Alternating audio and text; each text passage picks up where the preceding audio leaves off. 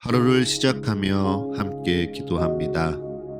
전능하시고 영원하신 주님, 주님께서 지난밤 우리를 은혜로 지키시고 안전하게 보호하시사 새로운 하루를 시작해 하셨습니다. 오늘을 시작하며 주님께 기도하오니 밤과 같이 낮 또한 우리를 보호하시어 주를 잊지 않게 하옵소서. 오늘 하루 모든 어려움 속에서도 주를 바라보게 붙들어 주시옵소서. 하루의 시작을 주님과 함께 열어가오니 오늘 주님께서 우리와 동행하심을 기억하게 하는 일용할 은혜와 사랑, 이 말씀을 통해 깨닫게 하옵소서.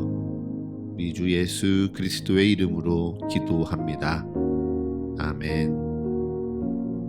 오늘 이 아침 주님께서 우리에게 주시는 말씀은 역대상 15장 1절에서 4절의 말씀입니다.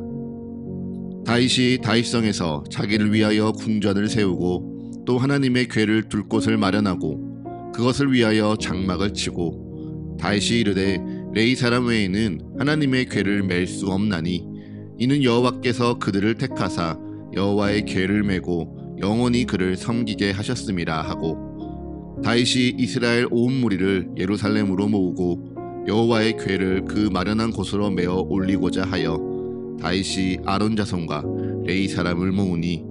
아멘. 다시 한번 주님께서 우리에게 주시는 말씀을 읽을 때에는요, 각자의 눈으로, 입으로, 그리고 마음으로 말씀을 따라 읽겠습니다. 그리고 잠시 주님께서 각자에게 주시는 말씀 앞에 머물러 기도합니다. 각자의 마음에 울리는 단어, 표현, 문장에 머물러 기도합니다.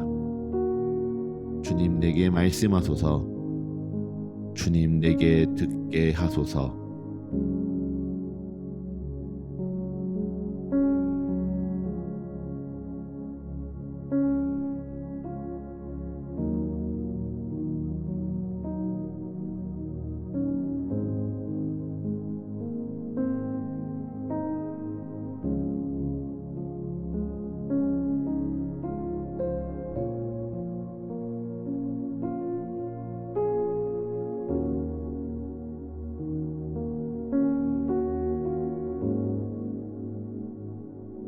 다윗이 블레셋을 물리치고 다윗성에서 자기를 위하여 궁전을 세운 후 하나님의 궤를 둘 곳을 마련합니다.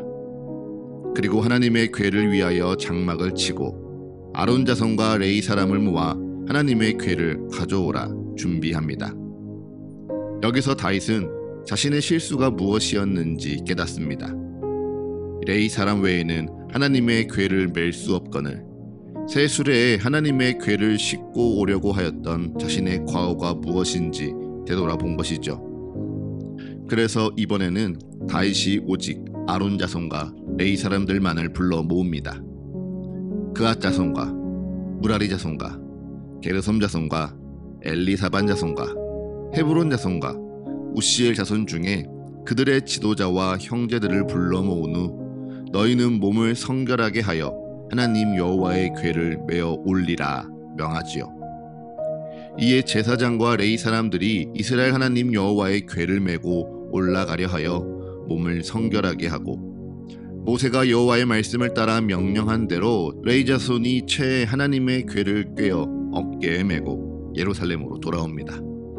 그리고 그 곁에서 레위 사람들이 노래하는 자들을 세우고 비파와 수금과 재금 등의 악기를 울려서 즐거이 찬양하니 이스라엘 온 무리는 이를 크게 기뻐하죠.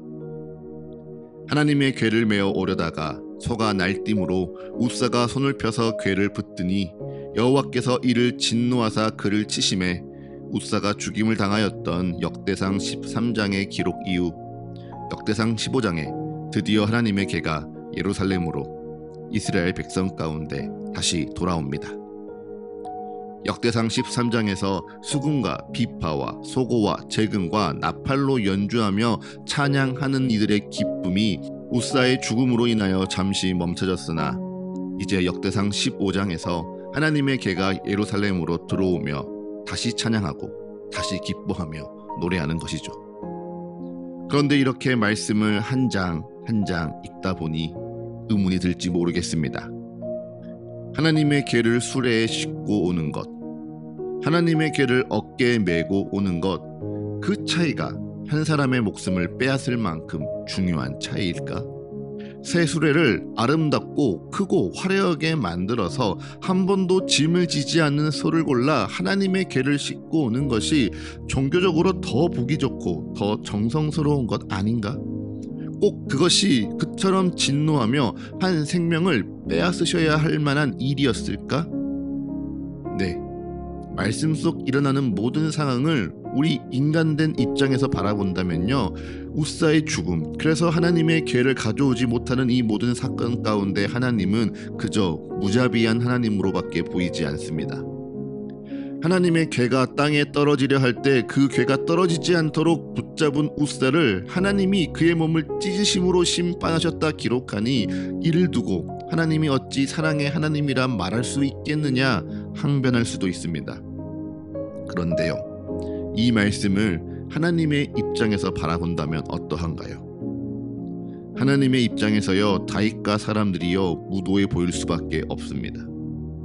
하나님의 궤를 이스라엘로 돌이켜 하나님 여호와의 궤를 예배하고자 하는 다윗과 사람들이 하나님의 뜻과 하나님의 말씀을 지키지 않습니다.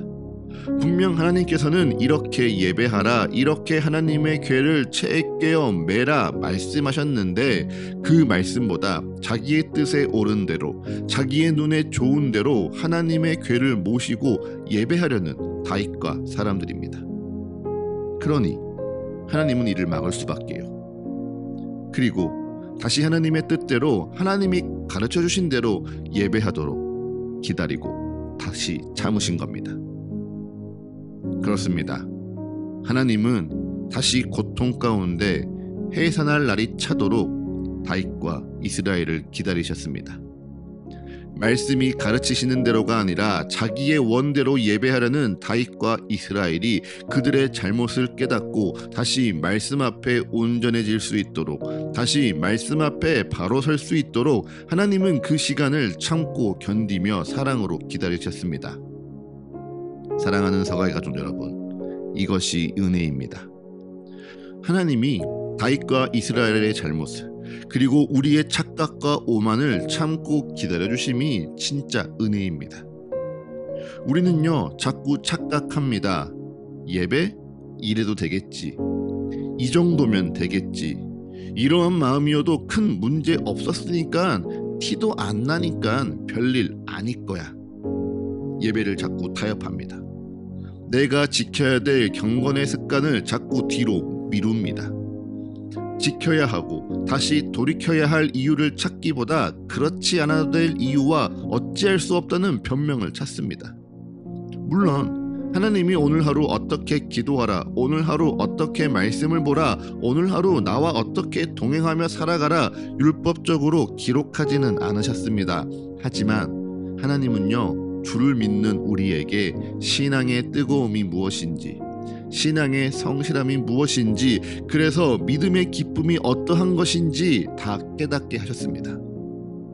그래서 매일 하나님께 기도하고 말씀 가운데 살아가며 주와 함께 동행하는 그 즐거움이 무엇인지 알게 하셨고 느끼게 하셨죠. 그 은혜가 우리에게 있었으니 오늘 우리가요, 이 말씀 앞에 여전히 서 있는 것입니다. 그런데 어떻습니까?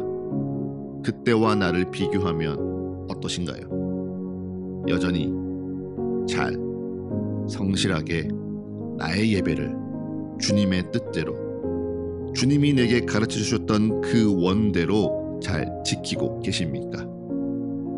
혹 나의 예배를 내 뜻대로 바꿔가며 이래도 괜찮아, 어쩔 수 없어, 타협하고 변명을 찾고 있지는 않으신가요?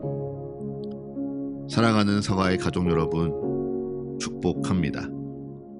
여러분의 예배가요, 정말 하나님이 기뻐하시는 대로 온전히 바로 다시 세워지길 축복합니다.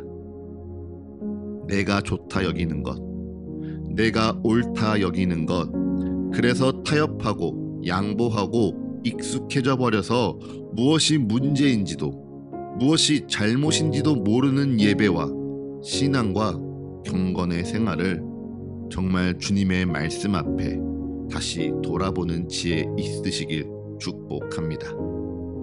그래서 정말 주님이 기뻐하시는 예배, 그리고 그 예배 안에 나도 온전히 기뻐하는 예배, 함께하는 온 이스라엘과 교회의 성도들이 모두가 즐거워하는 예배가 주님의 말씀 앞에서, 주님의 가르치심 앞에서 다시 시작되는 거룩한 이 한 날 되시기를 주 예수 그리스도의 이름으로 간절히 축복합니다.